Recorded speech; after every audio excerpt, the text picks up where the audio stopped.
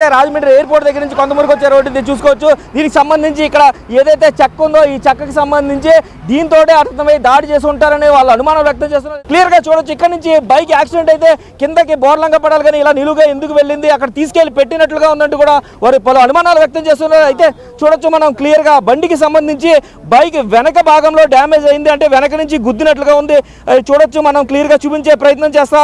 ఇక్కడ చూసుకోవచ్చు ఏదైతే ఈ బైక్ సంబంధించి బైక్ ఇక్కడ డ్యామేజ్ అయింది, అంటే ఇటు నుంచి ఇటు సైడ్కి, అంటే బ్యాక్ నుంచి ఇలా ఒక సైడ్కి గుద్దితే ఇక్కడ డ్యామేజ్ అయినట్టుగా కూడా మనకి క్లియర్గా కనిపిస్తుంది. అదేవిధంగా చూస్తే ఫ్రంట్ సైడ్లో కూడా చూసుకున్నట్లయితే ఇక్కడ రోడ్ రఫ్ అయినట్టుగా కనిపిస్తుంది మనకి. చూసుకోవచ్చు ఈ హెల్మెట్ సంబంధించి ఏదైతే చూసుకోవచ్చు హెడ్లైట్కి సంబంధించి అక్కడ చూడొచ్చు మనం క్లియర్గా హెడ్లైట్ మొత్తం కూడా డ్యామేజ్ అయింది. హెడ్లైట్ అనేది ఫ్రంట్లో లేని పరిస్థితి కనిపిస్తుంది, అంటే దాని హెడ్లైట్ మీద దాడి చేశారా అనే కోణంలో కూడా పోలీసులు ఎంక్వైరీ అయితే చేస్తున్న పరిస్థితి కనిపిస్తుంది. అయితే అతను హెల్మెట్ పెట్టుకున్నప్పటికీ కూడా మొహానికి అంతటి దెబ్బలు ఎలా తగిలాయంటూ కూడా వారు ప్రశ్నిస్తున్న పరిస్థితి కనిపిస్తుంది. హెల్మెట్ కూడా ఇక్కడే ఉంది, అతని షూ కానీ హెల్మెట్ కానీ ఇవన్నీ కూడా రక్తసిక్తమైన పరిస్థితి కనిపిస్తుంది. చూడొచ్చు మనం హెడ్లైట్ చూడొచ్చు క్లియర్గా, హెడ్లైట్కి సంబంధించి ఫ్రంట్ వాటిలో హెడ్లైట్ లేని పరిస్థితి కనిపిస్తుంది. దీనిపై రాడ్డుతో దాడి చేసి ఉంటారని కూడా వారు అనుమానాలు వ్యక్తం చేస్తున్న పరిస్థితి కనిపిస్తుంది. క్లియర్గా చూడొచ్చు మనం బైక్ రిజిస్ట్రేషన్ చూసుకున్నట్లయితే TS08FT0739 అంటే ఈ బైక్లోనే ఆయన వస్తూ ఉన్నారు. రాజమండ్రి ఎయిర్పోర్ట్ దగ్గర నుంచి కూడా వస్తున్న పరిస్థితి కనిపిస్తుంది. అయితే దీనికి సంబంధించి బైక్ అక్కడ యాక్సిడెంట్ అయితే ఇక్కడికి దేక్కుంటూ రావాలి కానీ ఇలా ఎలా నిలబడిందంటూ కూడా వీరందరూ కూడా ప్రశ్నిస్తున్న పరిస్థితి కనిపిస్తుంది. గ్లౌజులు ఉన్నాయి, అదేవిధంగా చూసుకున్నట్లయితే చెక్కకి సంబంధించిన చెక్క ముక్కలు ఏదైతే దాడికి ఉపయోగించారో ఆ చెక్కకి సంబంధించిన రక్తపు మరకతో ఉన్న చెక్క ముక్కలు చూడొచ్చు క్లియర్గా వారు చూపిస్తున్నారు కూడా. ఏదేమైనప్పటికీ కూడా పోలీసులు వీలైనంత త్వరగా ఈ కేసుని ఛేదించాలంటూ కూడా వీరందరూ డిమాండ్ చేస్తున్న పరిస్థితులు రాజమండ్రిలో కనిపిస్తున్నాయి. కెమెరామెన్ రవితో శంకర్, బిగ్ టీవీ.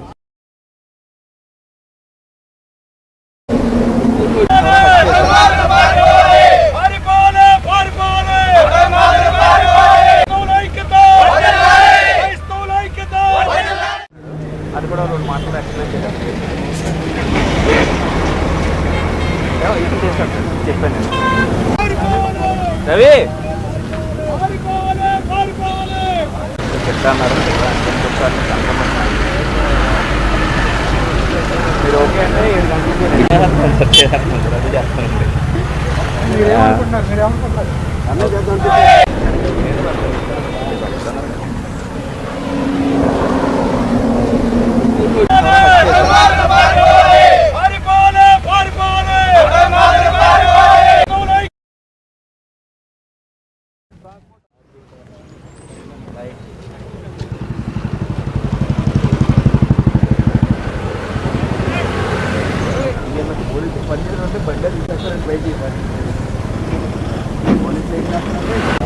ప్లానింగ్ మటర్లో మామూలు మటర్లు వేరుకుంటే అన్ఎక్స్పెక్టెడ్గా జరిగే వేరే ఉంటాయి.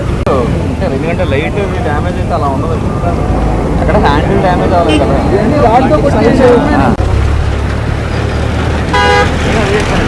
చెప్తాను లేదండి, మీరు వాళ్ళు అంటే వేరే వాళ్ళు తీసుకోవాలి కదా మనం అన్న.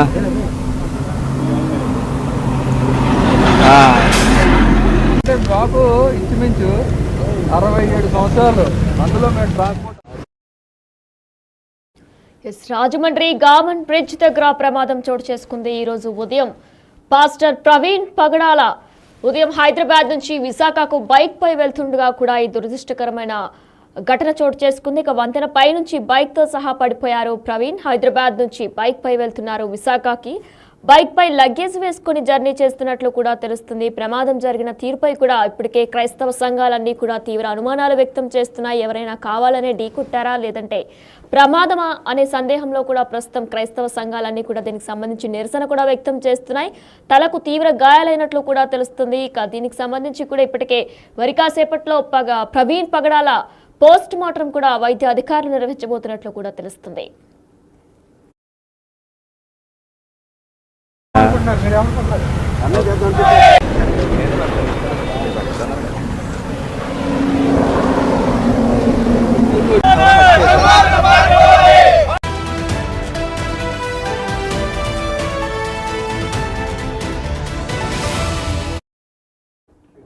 Breaking news. పాస్టర్ ప్రవీణ్ పగడాల ఈరోజు ఉదయం బైక్ పై హైదరాబాద్ నుంచి విశాఖ వెళ్తుండగా కూడా దురదృష్టవశాత్తు ఆయన మృతి చెందారు. ఇక దీనికి సంబంధించి ఇప్పటికే క్రైస్తవ సంఘాలన్నీ కూడా తీవ్ర నిరసన వ్యక్తం చేస్తున్నాయి. దీనికి సంబంధించిన బ్రేకింగ్ న్యూస్ మనం ఇప్పుడు చూస్తున్నాం. పాస్టర్ ప్రవీణ్ పగడాల మృతిపై అనుమానాలు కూడా వ్యక్తమవుతున్నాయి. రాజమండ్రి గామన్ బ్రిడ్జ్ దగ్గర ఈ ప్రమాదం చోటు చేసుకుంది. కొంతమూరు సమీపంలోని ప్రవీణ్ మృతి చెందారు. వంతెన పై నుంచి బైక్ తో సహా పడిపోయారు ప్రవీణ్ పగడాల. హైదరాబాద్ నుంచి బైక్ పై విశాఖ వెళ్తున్నారు పాస్టర్ ప్రవీణ్. బైక్ పై లగేజీ వేసుకొని కూడా ఆయన జర్నీ చేస్తున్నట్లు తెలుస్తుంది. ఇక దీనికి సంబంధించి కూడా ప్రమాదంపై ఇప్పటికే చాలా మంది క్రైస్తవ సంఘాలు స్పందించాయి. అలానే హీరో రాజా, అలాగే పాల్, రాజేష్ మహసేన కూడా స్పందించారు. ప్రస్తుతం సీసీటీవీ ఫుటేజ్ గురించి కూడా పోలీసులు పరిశీలిస్తున్నారు. క్రైస్తవ సంఘాలన్నీ కూడా ఆగ్రహం వ్యక్తం చేస్తున్నాయి ప్రభుత్వ ఆసుపత్రి దగ్గర కూడా. అయితే దీనికి సంబంధించి కూడా ప్రస్తుతం మనం ప్రవీణ్ పగడాల విజువల్స్ కూడా చూస్తున్నాం బిగ్ టీవీ లైవ్ లో.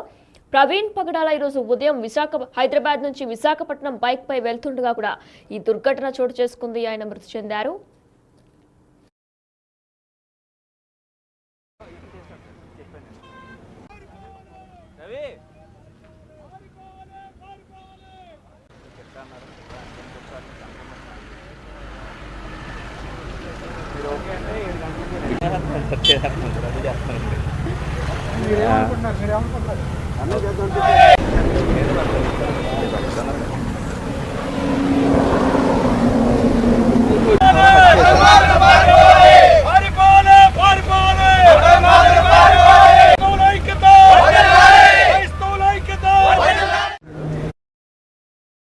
ప్రస్తుతం మనం విజువల్ రూపంలో కూడా చూస్తున్నాం. ఆయన బండి ఏదైతే బుల్లెట్ బండిని ఆయన నడిపారో మార్నింగ్ హైదరాబాద్ నుంచి విశాఖ వెళ్తుండగా ఆ బండి కూడా పక్కకు పడిపోయినట్లు కూడా మనం చూస్తున్నాం. అయితే వంతెన పై నుంచి బైక్ తో సహా పడిపోయారు ప్రవీణ్ పగడాల.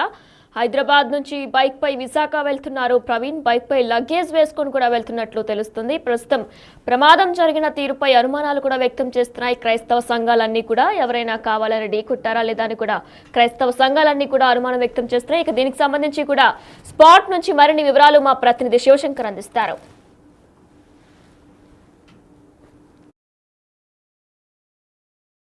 అనుమానాలు వ్యక్తం చేస్తున్నారు క్రైస్తవ సంఘాలన్నీ కూడా. అయితే పోలీసులు సమగ్ర విచారణ చేయాలంటూ కూడా వారు చెప్తున్న పరిస్థితి కనిపిస్తుంది. అయితే చూడొచ్చు మనం క్లియర్ గా వారు ఏంటి వారి ప్రధాన డిమాండ్ ఏంటి కూడా చూడొచ్చు, మాట్లాడే ప్రయత్నం చేద్దాం. చెప్పండి అసలు ఏమనుకుంటున్నారు, ఎందుకు జరిగింది అనుకుంటున్నారు ఇలా? సార్ ఇక్కడ క్లియర్గా మాకు కనపడేటటువంటిది ఏంటంటే రాజమండ్రికి ఇది అవుట్ కట్ లైను. మాకు వచ్చి చూసినప్పుడు ఈ స్పాట్కి చూసినప్పుడు అక్కడ బ్లడ్ కనపడతా ఉంది. అది చెక్క కంటుకున్నటువంటి బ్లడ్ కనపడతా ఉంది. సో అక్కడ నుంచి ఏ విధమైనటువంటి బండికి ఏ విధమైన దెబ్బ తగలకోకుండా బండి అంతా కూడా వెళ్ళిపోయినట్లుగా ఉంది. బండి మీద ఎక్కడ దెబ్బలు కనిపించడం లేదు. మేము హాస్పిటల్కి వెళ్ళి చూసాము. హాస్పిటల్లో మనిషి మీద కూడా ఎక్కడ కూడా దెబ్బలు తగలలేదు. కనీసం యాక్సిడెంట్ జరిగితే ఒక పాయింట్ చెనగడమో షర్టు చెనగడమో ఎక్కడైనా దెబ్బలు తగలడమో జరుగుతుంది. కానీ ఎక్కడా కూడా ఎటువంటి గాయాలు లేవు. మేము పూర్తిగా నమ్ముతున్నాం ఇది కేవలం మర్డర్ ప్లాన్ అని మేము అనుకుంటున్నాం. ఒక నక్షత్రాన్ని ఒక స్టార్ని ఒక గొప్ప దైవజనుడిని మేము కోల్పోయాం. ఇంకా మరి పోలీసు వారు సరి అయినటువంటి చర్య తీసుకొని ఎవరైతే అతని మరణానికి కారణమయ్యారో వారిని అరెస్ట్ చేయాలి, తగినటువంటి న్యాయం చేయాలి. దోషులను క్రైస్తవ సంఘాల ఎదుట, క్రైస్తవ సమూహం ఎదుట నిలబెట్టేంత వరకు కూడా మా ర్యాలీని మేము కొనసాగిస్తామని ఊరుకోమని తెలియజేస్తూ ఉన్నాం. ప్రధానంగా ఎవరి మీద అనుమానం వ్యక్తం చేస్తున్నారా మీరు చెప్పండి. అనుమానం అంటే లేదు సార్. ఇప్పుడు ఆ విధంగా యాక్సిడెంట్ ఎందుకు జరుగుతుంది? యాక్సిడెంట్ జరిగినప్పుడు ఎక్కడన్నా కానీ బాడీలో ఒక విధంగా కలక ఉండాలి కదా, గాయాలు అవ్వాలి కదా. కానీ ముఖం మీదే తగిలింది. అది ముఖం మీద ఎందుకు తగలాలి? ముఖం మీద తగలాలి. హెల్మెట్ ఉండగానే ముఖం మీద తగిలి ముఖం పెదని చేతులు పోయింది సార్. అది ఎందుకు అలా జరుగుతుంది? అది యాక్సిడెంట్ జరగాలంటే ఎక్కడన్నా దెబ్బలు తగిలితే తెలిసిపోతుంది సార్. ఆ చెక్క మీద కూడా బ్లడ్ కనబడుతుంది. అక్కడ ఒకవేళ యాక్సిడెంట్ జరిగితే బండి వెళ్తున్నట్టు కిందకి మార్గం కనబడుతుంది, కానీ లేదు, తీసి అక్కడ పెట్టుతున్నట్టు మార్గం కనబడుతుంది సార్. మాకు ఖచ్చితంగా న్యాయం జరగాలి. న్యాయం జరిగే వరకు మేము పోరాడుతూనే ఉంటాం. క్రైస్తవులు ఐక్యతగానే ఉంటాం. మేము పోరాడుతూనే ఉంటాం. పొద్దు నుంచి ఇంతవరకు ఆ కేసు ఇంతవరకు ఛేదించింది లేదు. ఒకసారి గవర్నమెంట్ ఆసుపత్రి దగ్గర ధర్నా చేశాం.